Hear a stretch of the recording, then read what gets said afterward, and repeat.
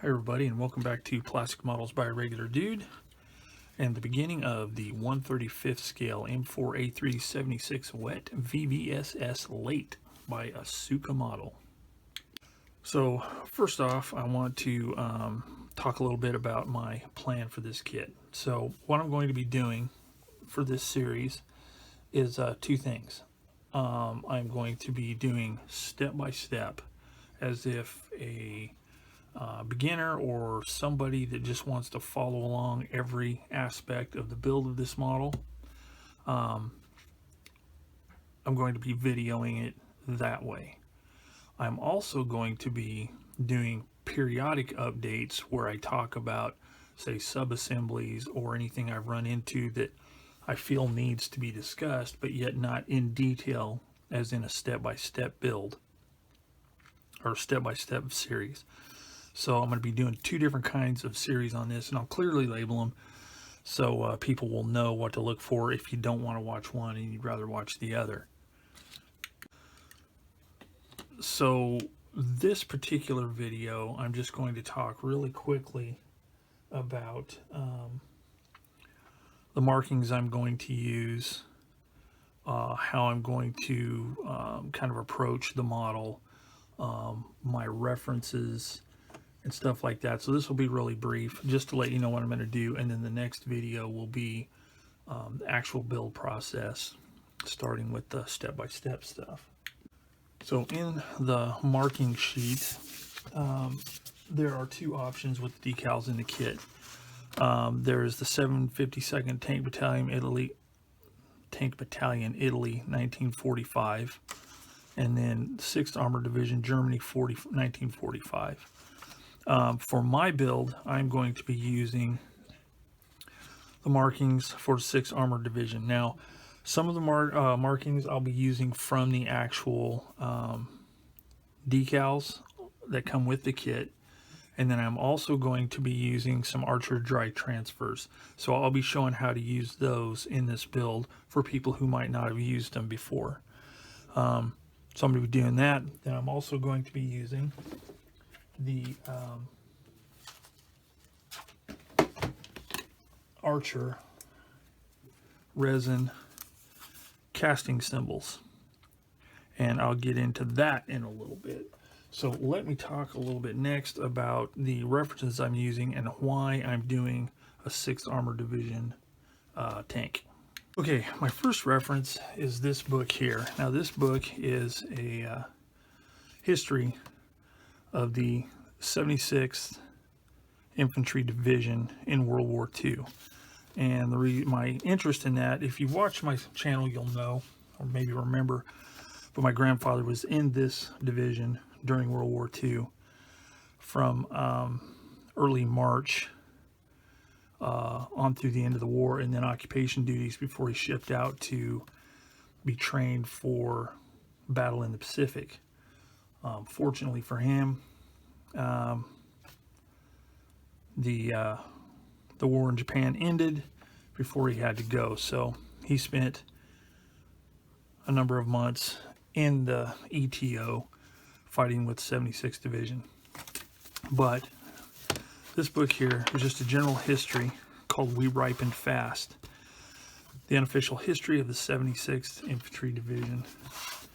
So getting to the specifics, let me find the, oh man, I lost the page. Let me find it real quick. That is uncanny. I flipped right to the pages I needed. So on these two pages here, and I'm not going to read it all, but it says, the days to follow formed new experience for Onaway troops. Onaway was the name of the division. Working in perfect coordination with the 6th Armored Division, the two divisions became an unbeatable combination. So it goes on to talk a little bit about it, and as you can see here, there's some photos of the 76th and the 6th Armored. Now this is a different type of tank that I'm going to be building, obviously, but specifically they worked with the 417th Infantry Regiment, and they fought together in Germany towards the end of the war. So that's my first reference there. Because when I'm building stuff, I like to build stuff that I'm interested in or that has some kind of, you know, tie or relation to my family. So here's another. This also lists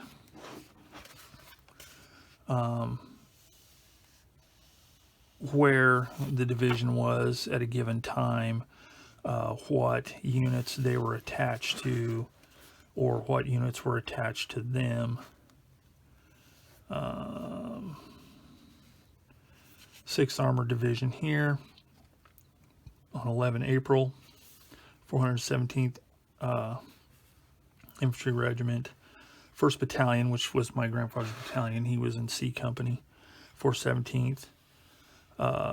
Moved on to a place called Popple with 6th Armored Division, 12th April, 45. So there's more proof that they were with the 76th. 6th Armored was with the 76th Division, specifically 417th Infantry Regiment, my grandpa's regiment. And then here's a history of the 417th Infantry Regiment with yet more information about the 6th and the 417th. So those are my references for choosing this particular vehicle right here. So the next thing I wanted to do was to find out if this kit could be built for what I want from the box without having to add or subtract anything. Sometimes you'll get kits that are not quite perfect as far as details because they tend to generalize parts in some cases. But on Facebook, modeling the M4 Sherman, I believe, is the Facebook group. And if you like Shermans and you're not a member of that group, you might want to check it out. There's lots of super knowledgeable people with a lot of really good information. So I posted on there and I asked if this kit, I posted, you know, which kit it was, if that was okay for what I wanted to build for this time period straight out of the box. It has all of the characteristics of one of those vehicles. So I'm good there. He also noted, one of the people that responded noted that it was manufactured by Fisher, which will help when applying the cast markings. So I'll know which ones to use when it comes time to start applying those. So that is how I arrived at what vehicle I wanted to do and why. So the next thing I want to do is I want to make sure I have everything I need as far as materials. Now I do. I'll be using Tamiya paints for airbrush, and for the paint itself of the vehicle I'll be using Olive Drab XF62, my go-to if I want to do any highlighting or not really modulation, but if I want to lighten some of the upper surfaces, I can use XF60 dark yellow, which is actually a recommendation by some people who like to just lighten up their XF62 a little bit. It maintains the color without changing. It just looks like a lightened olive drab as opposed to a completely different color. So I'll be able to do that. I've got all my track colors. I've got the weathering products I need, which will be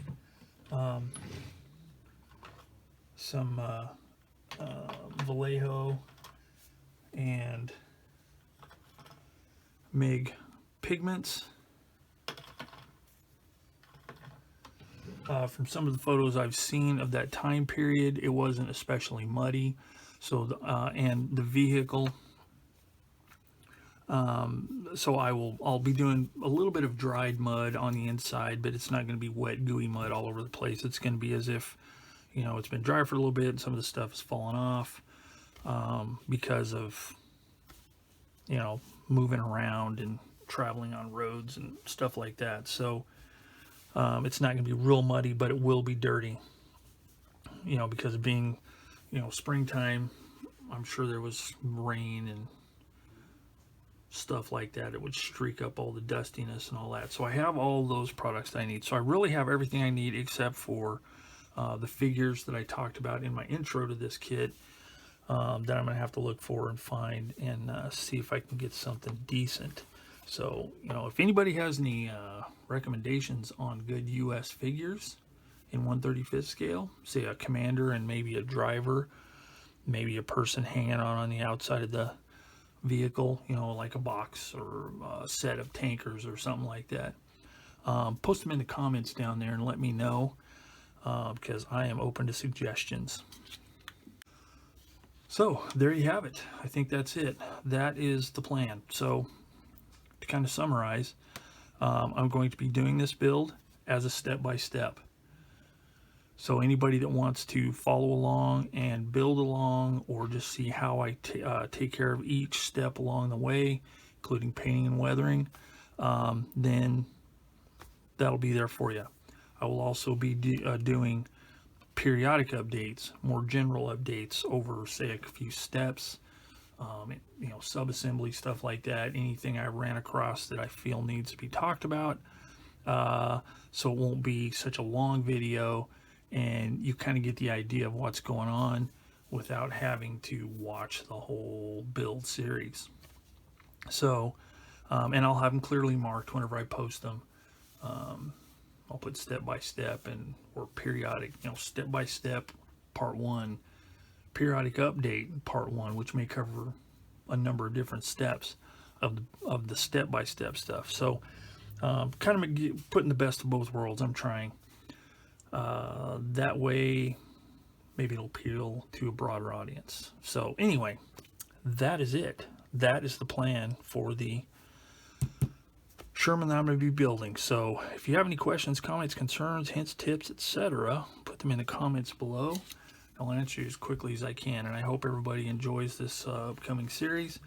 I'm really excited about this particular build because, like I say, I really dig the Shermans. So that's it for now, everybody.